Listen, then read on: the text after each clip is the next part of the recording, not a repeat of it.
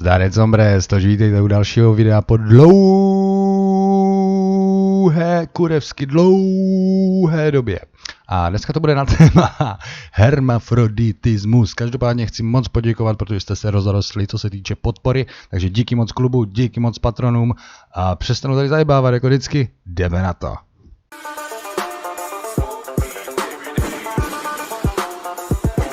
Hermafroditismus aka moribundus coronavirus bananus maximus. Takže existují technicky dva různý druhy hermáčů. Klasický hermafroditi a pupeny s takzvaným smíšeným pohlavím aka banány. S pravou hermafroditní rostlinou budou mužské a ženské orgány růst na různých částech rostliny.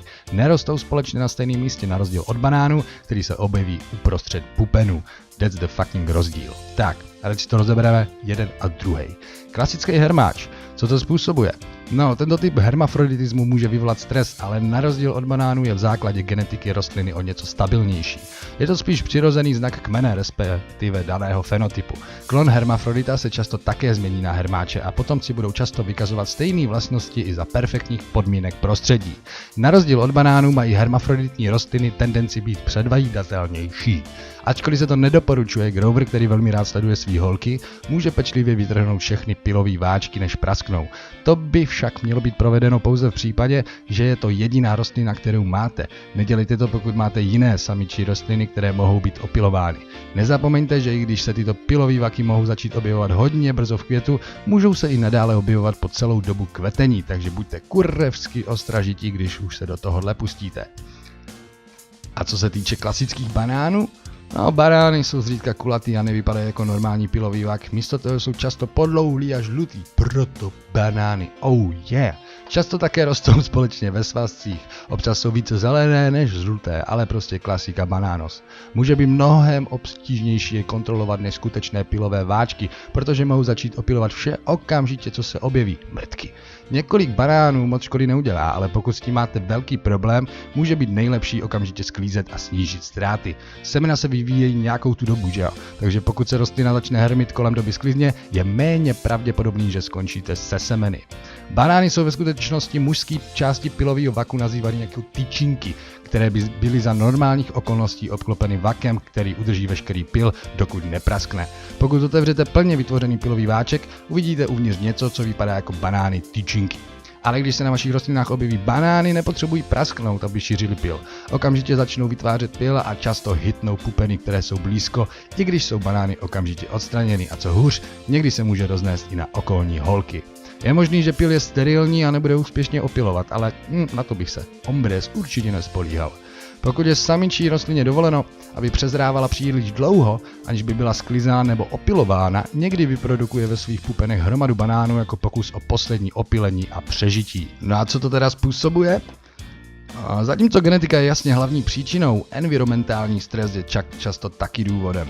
Naštěstí, pokud se budete držet vysoce kvalitní genetiky, je mnohem méně pravděpodobný, že narazíte na ty zmíněný banány, ty vole, mi se o tom slově snad bude i zdát, když svý holky náhodou stresujete. Ne všechny banány jsou plodný, jak jsem říkal.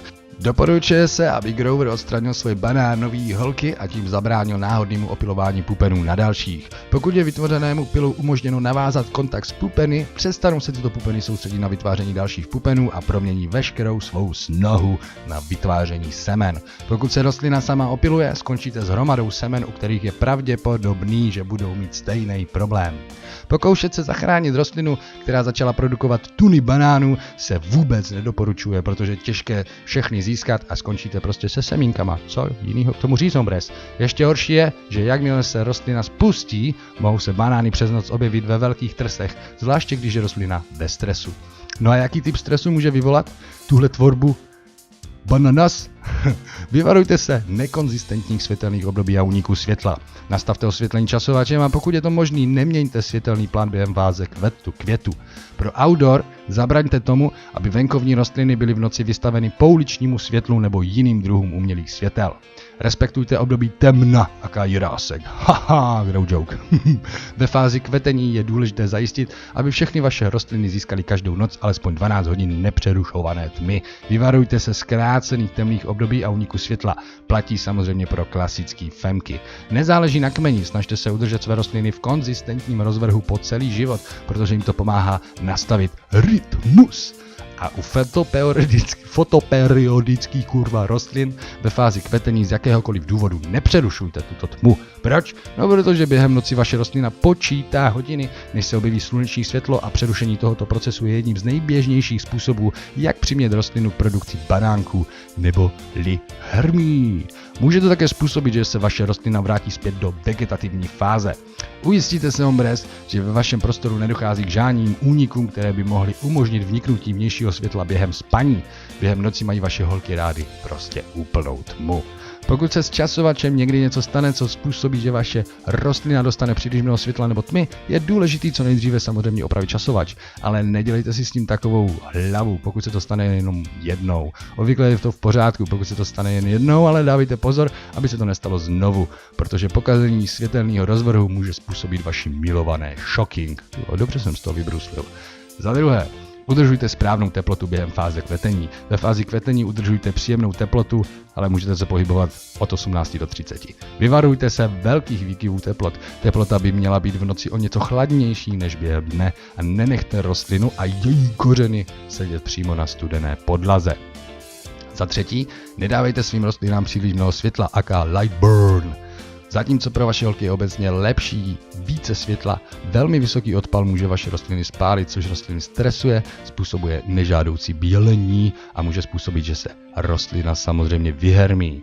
Za čtvrté, zabraňte hlavním problémům. Pro rostlinu můžou způsobit, že bude reagovat nepředvídatelnými způsoby, včetně produkce motherfucking banánů a pilových vaků. Mezi hlavní problémy patří samozřejmě nedostatek živin nebo naopak až moc hnojek. Škůdci, ztráta až moc listů, obvykle v důsledku příliš horlivé defoliace nebo chyb, takže bacha na to, nebo jakýkoliv další obrovský stres pro rostlinu, že vám třeba spadne magnetofon. Za páté, vždy začnete s důvěryhodnou genetikou. Hermafroditismus je častější při pěstování sraček z backseedu, semena, který najdete, nebo semen od neprofesionálního hovada. Víme, o kom mluvíme. Pokud tedy ve svém pěstu najdete semínko, pravděpodobně to bude důsledkem buď špatných pěstitelských postupů, samčí rostliny nebyly včas odstraněny, nebo kvůli nějakému jinému problému. Rostliny byly stresovány a opilovány, což znamená, že příští generace s největší pravděpodobností bude stát prostě za hovno. No a závěrem, pamatujte, že i když děláte všechno správně, někdy narazíte na klasického hermáče. Je to jen fakt růstu. Někdy se tyto věci prostě stanou, že jo? Ale shit happens, hombres. No tak to bychom měli.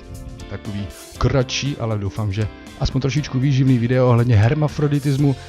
Nicméně dneska, jestli se na to budete dívat, tak dneska je streamec.